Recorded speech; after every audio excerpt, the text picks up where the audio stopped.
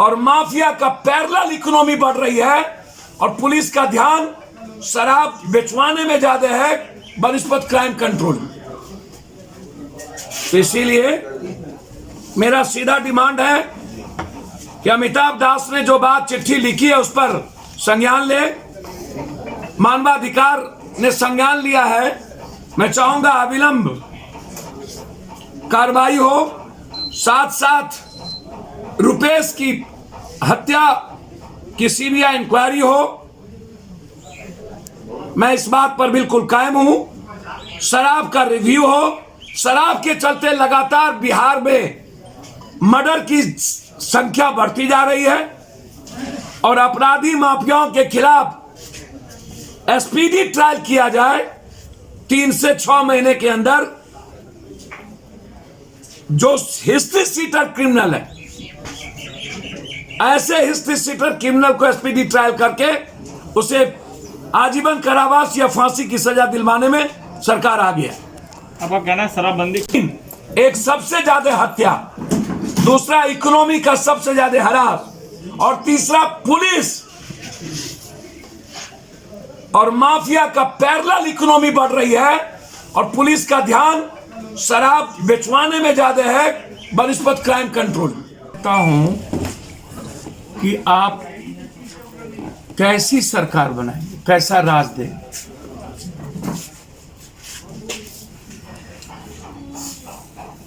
यदि टिकट आप 47, 56, 47 वाले को देते हैं, टिकट यदि आप करोड़ों करोड़ रुपया लेके बालू माफिया, जमीन माफिया, शराब माफिया को देते हैं, तो प्रदेश कैसा होगा?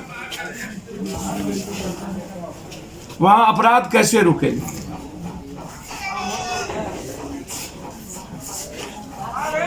लगभग बिहार में कुछ डीएम ने हजारों हजार लाइसेंस बांटे हैं अपराधी माफिया, और अब जाकर के कटिहार डीएम लाइसेंस कैंसिल कर रहे हैं। ये देखिए, इनको 200 से ज्यादा लाइसेंस बांटे अब ये कैंसिल कर रहे हैं। कैंसिलेशन है। ये औरंगाबाद में थे, उतना ही लाइसेंस बांटे। ये कटिहार में है तो उतना ही लाइसेंस बांटे और अब कैंसिल कर रहे हैं। 4 लाख 5 लाख रुपया लेकर के लाइसेंस दिया गया और बिहार में लगभग इसकी इंक्वायरी की मांग करता हूं कि राइफल के लाइसेंस इस 20 सालों में किसके किसके पास दिए गए हैं उसकी जांच होनी चाहिए। जिन पर आर्म्स एक्ट है, जिन पर 302 का मुकदमा है, जिन पर 396 है, डकैती केस है, रॉबरी है, उनको लाइसेंस दिया गया। ये आप उठा के देख लें। क्यों अभी तक सरकार इंक्वायरी नहीं कर रही है और सस्पेंड नहीं किया गया? अब जो परिस्थितियां निर्भर बिहार की है, पवन केडिया एक बड़ा बिजनेसमैन, फारबिसगंज, 23 दिन पहले हत्या हुई, आज तक हत्या के एक भी हत्यारे नहीं पकड़े। सुपौल में लगातार व्यवसायियों पर हमला हो रही, मुजफ्फरपुर में भी लगातार व्यवसायियों पर हमला, नालंदा में लगातार, परसों छोटी बच्चियों को बगल मार दिया गया किडनैप करके, उसके पहले 2 भाइयों को मार दिया गया, एक व्यवसायियों को मार दिया गया। में 60 से 70% मंत्री जिनका बैकग्राउंड 302, 307 आर्म्स एक्ट और एक्सटॉर्शन का है। मैं मांग करता हूं सारे मंत्रिमंडल के संपत्ति की जांच हो। कैसा बिहार देंगे इस मंत्रिमंडल के बाद? आप बनाइए ना शाहनवाज हुसैन जैसे मंत्री को। उनको तो आपने उद्योग दे दिया जो बिहार में है ही नहीं, और जो पहली बार आए, जो जिनको कोई मतलब नहीं, आप बनाइए। हम स्वागत करेंगे आपका। विजय चौधरी अन्य लोगों को। आप वैसे लोगों के मंत्री बना रहे हैं जिनकी भूमिका ठेका में, लूट में सबसे ज्यादा है। सरकार कहती है कि मैं रुपेश की हत्या में सीबीआई इंक्वायरी क्यों नहीं करना चाहती। ऋतुराज मर्डरर है, मैंने भी स्वीकार कर लिया कि कौन, सरकार कह रही है कि मर्डरर है। फॉरेंसिक रिपोर्ट क्या हुआ, गोली किस पिस्टल से चली, वो 3 लोग कहां गायब हो गए। आप एसपीडी ट्रायल करके ऋतुराज को अविलंब 3 महीने के अंदर आप फांसी दिला दे। मेरा मांग है कि 3 महीने के अंदर आप फांसी दिलाएं। लेकिन ऋतुराज के पीछे मर्डर करवाने वाला मोटिव क्या है, मैं बार बार इस बात को उठाऊंगा कि रोड रेज के चलते मर्डर नहीं हुई है। मर्डर के पीछे ठेका है, मर्डर के पीछे सीडी है, मर्डर के पीछे रुपेश का मोबाइल का वो चैट, वो व्हाट्सएप, वो फेसबुक, इसके पीछे राज है। और जब ऋतुराज पकड़ा गया, आपने मान लिया कि यह मर्डरर है, उसके बाद उसकी मां, उसकी पिता, उसकी पत्नी को किस सीआरपीसी के तहत आप टॉर्चर की, पत्नी को किस सीआरपीसी के तहत, क्या वो केस में था, क्या लॉ उसकी इजाजत देता है, क्या आप 48 घंटे किसी को थाना में रख सकते हैं बिना कोर्ट के आदेश के। इसीलिए मानवाधिकार संज्ञान भी ले लिया। आगे हम लोगों को हमारे शिष्टमंडल प्रदेश अध्यक्ष के नेतृत्व में मिले थे। क्या यह मुखर कानून है क्या, कौन सा कानून है।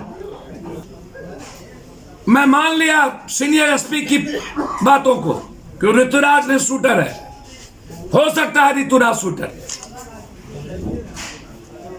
लेकिन यह कैसे संभव है कि बिना नाम के शूट हो गया, पहली बार हथियार पकड़ा, उसके पहले कह रहे हैं आपकी केस हुआ था रक्सौल में, इन पे इंक्वायरी की आवश्यकता है कि इसके पीछे कौन कौन थे, कौन कौन हैं, कौन बड़ी मछली को आप बचाना चाहते हैं, सीडी का ठेका का राज क्या है, उनका मोबाइल पब्लिक डोमेन में क्यों नहीं लाना चाहते।